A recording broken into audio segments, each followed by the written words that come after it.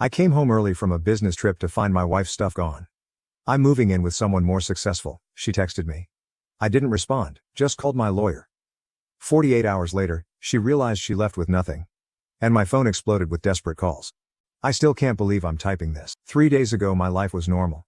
Now I'm sitting in our half-empty bedroom, staring at bare closet spaces where my wife's clothes used to be, trying to make sense of everything.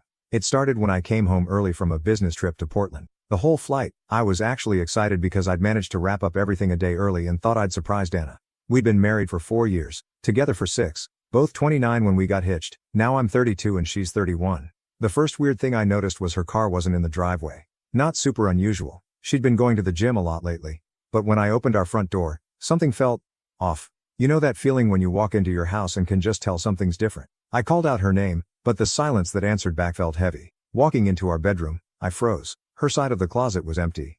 Not messy empty like when she's trying on outfits, but methodically cleared out. Her jewelry box was gone. Her fancy skincare products had vanished from the bathroom counter. Even her stupid essential oil diffuser that always made the room smell like a Whole Foods was missing. My hands were shaking as I pulled out my phone to call her. Straight to voicemail. That's when the text came through. I can't do this anymore. I'm moving in with someone more successful. Someone who matches my ambitions. I'll have my lawyer contact you about the divorce. I sat on our bed, my bed now, I guess, for what felt like hours, thinking back over the last few months. The signs had been there, I just hadn't wanted to see them. She'd started making these little comments about my lack of drive, constantly comparing our life to her co-worker Christian's Instagram posts, his business trips to Dubai, his Tesla, his summer house. I'd try to remind her we were doing fine, building our life at our own pace, but she'd just get this look in her eyes, like she was staring at something disappointing. The gym membership at that fancy new place downtown.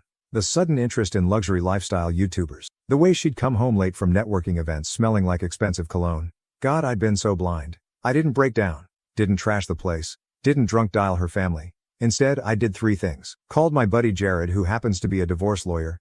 Took photos and videos of everything, sent her one text. Noted, my lawyer will be in touch. Then I poured myself 2 fingers of whiskey. Opened my laptop, and started making lists. Bank accounts, credit cards, passwords, our lease, the joint phone plan. Everything that needed to be dealt with. Her mom called around 8 p.m. I let it go to voicemail. Her sister Kira texted asking what happened. I didn't respond. A string of notifications from Dana started coming in around midnight. Apparently my lack of emotional breakdown wasn't the reaction she'd expected. Jeremy, please talk to me. You're being cold. I deserve better than this silent treatment. Christian says you're being manipulative by not responding. I turned off notifications and kept working. By 3 a.m. I had a clear picture of our finances and a solid to-do list for tomorrow. The apartment lease is in my name. The utilities too. She left her name on all our joint accounts though. Rookie mistake. It's weird. I always thought if something like this happened, I'd fall apart. But all I feel is this cold focused clarity. Like watching a movie where you finally understand the plot twist that was obvious all along. Tomorrow I meet with Jared to start the divorce proceedings. I've already packed up the few photos of us that were still around. Changed the Netflix password. Ordered a new keypad for the front door. The funniest part. She left behind all her important documents. Birth certificate, passport, social security card, everything. They're in our fireproof safe, which she apparently forgot about in her rush to her new successful life. I'm sure that's going to be fun for her to deal with. I keep waiting to feel devastated. To break down and cry. To want to beg her to come back. But instead, I just feel ready. Ready to handle whatever comes next. I'll update when there are significant developments. Right now, I need to focus on protecting myself and handling this the right way. Thanks for reading Reddit. Feels good to get this all out somewhere. Update. She's now blowing up my phone asking about her documents. Lawyer says don't respond to anything. Next update will probably be in a few days when things develop further. Update. First, thank you all for the overwhelming support on my last post. The past week has been surreal, and a lot has happened. I promised an update when things developed, so here we go. Remember how I mentioned Dana left all her important documents behind? That turned out to be just the tip of the iceberg. The day after my last post, I met with Jared, my lawyer friend, at his office. While we were going through everything, Dana's sister Kira called. I was about to ignore it, but Jared suggested I take it on speaker. Turns out, Kira had some interesting things to share. Jeremy, I'm so sorry, she started, her voice shaking. I should have warned you when I noticed the signs. She did the same thing to her ex before you. That got my attention. Dana had told me her previous relationship ended because her ex was emotionally unavailable. According to Kira, the reality was different. He was a regular guy working his way up, but Dana dumped him when she met someone with a fancier job title. That relationship lasted 3 months before the guy's success turned out to be mostly debt and leased cars. While Kira was talking, my phone buzzed with messages from Dana. I need my birth certificate for a new job. Where did you put my passport? Stop being petty and answer me. Christian says you're legally required to give me my documents. I showed the messages to Jared, who just smiled and shook his head. Turns out, I'm required to provide access to her documents through proper legal channels. But since she abandoned the residence without notice, we can require her to follow formal procedures to retrieve them. Everything has to go through lawyers now. The next bombshell dropped when Dana's mom called. I actually picked up this time, and she spent 20 minutes apologizing. Apparently, this pattern started in high school. Dana constantly trading up friends based on their parents' wealth or status. Her mom had hoped she'd grown out of it after meeting me, since I seemed to ground her. She's living in Christian's downtown apartment now, her mom said, sounding tired. The one he's always posting about on Instagram. It's a rental. His parents co-signed because his credit was too low. I spent the next few days getting my life in order. Changed all passwords and security questions. Froze our joint credit cards, legally, leaving her portion of the accounts accessible. Switched the utilities solely to my name. Changed the locks and door codes. Started documenting everything for the divorce proceedings. Then came the social media storm. Dana had been posting these perfectly staged photos in Christian's apartment, all #blessed and living my best life. But reality was creeping in through the cracks. She couldn't access her old accounts because they were linked to an email password she'd forgotten. Couldn't get her documents for the new job she lined up. Christian's apartment might look great on Instagram, but according to Kira, it's mostly staged with rental furniture. The real kicker came yesterday. Remember that fancy gym membership? Turns out it was on our joint credit card, which is now frozen. Her Instagram stories went from morning workout selfies to long rants about toxic people using money to control others. The irony would be funny if it wasn't so sad. I got a text from an unknown number, Christian himself. Man, you need to be reasonable here. Just give her the documents and stop being difficult. This is beneath you. I forwarded it to Jared without responding. He's documenting everything for the divorce proceedings. Apparently, her leaving without notice and admitting to moving in with someone else in writing makes this pretty straightforward. This morning, I came back from my morning run to find Dana sitting on the front steps. She'd been crying, mascara everywhere. I walked past her, went inside, and called Jared. He advised me to send one text. All communication must go through legal representatives. Contact information has been provided. She sat out there for 2 hours, alternating between crying and angry texting. I kept the security camera recording and went about my day. Finally, she left when her phone died. I'm not going to lie. Part of me feels satisfied seeing her perfect exit strategy crumbling. But mostly, I just feel tired. Tired of the drama, tired of the games, tired of realizing our whole relationship might have been her settling while waiting for something better. Tonight, I ordered takeout, opened a beer and started packing up the last of her things for when her lawyer eventually contacts me. Found her old journal from when we first started dating. Didn't read it, just added it to the box. Whatever version of her wrote in that journal doesn't exist anymore, if she ever did. Edit. Since many are asking, no, I haven't touched any of her documents. They're exactly where they've always been, safe and secure. Everything will be handled properly through legal channels. Update. Her lawyer finally reached out. Meeting scheduled for next week. I'll update again after that if there's anything worth sharing. Update 2. It's been 2 months since my last update, and wow, what a ride. I've been holding off on posting because I wanted to make sure everything I'm sharing is factual and not just emotional reaction. Also, frankly, I've been busy living my life. First, the meeting with lawyers happened. It was surreal sitting across from Dana in a conference room, watching her try to maintain her upgraded lifestyle image while wearing the same dress I'd seen in her Instagram post 3 times that week. The meeting was mostly straightforward until she demanded immediate access to her documents.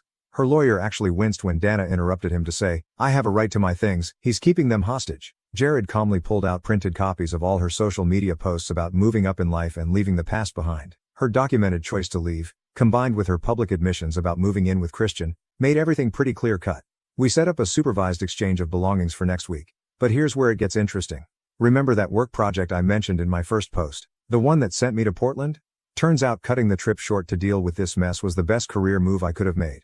I ended up handling a crisis that popped up while everyone else was still traveling back. The higher-ups noticed. I'm not going to share too many details, but let's just say my focus and performance during all this personal drama impressed the right people. Got a promotion last week. Nothing crazy. I'm not suddenly driving a Tesla or buying a penthouse. Just a solid step up with better benefits and some actual work-life balance. The gym membership I started to clear my head. Turns out I actually enjoy it. Down 15 pounds and finally learned how to do a proper deadlift. My trainer, Marcus, has become a good friend. He's the one who introduced me to my current girlfriend, Adrienne. Yeah, you read that right. Wasn't looking for anything, but sometimes life has other plans. She's a pediatric nurse who loves horror movies and makes terrible puns. We're taking things slow, but it's nice being with someone who gets excited about small wins and doesn't measure success by Instagram followers. Meanwhile, Dana's perfect new life isn't looking so perfect anymore. Her sister Kira, who's still checking in on me occasionally, filled me in on some details. Christian's amazing career trajectory hit a snag when his company started layoffs. His luxury apartment rent is 3 months behind that financed Tesla. Repossessed last week, the fancy restaurants and clubs, all on maxed out credit cards. Dana's been trying to get a new job, but it's hard without easy access to her documents. Yes, we're processing everything legally, but these things take time.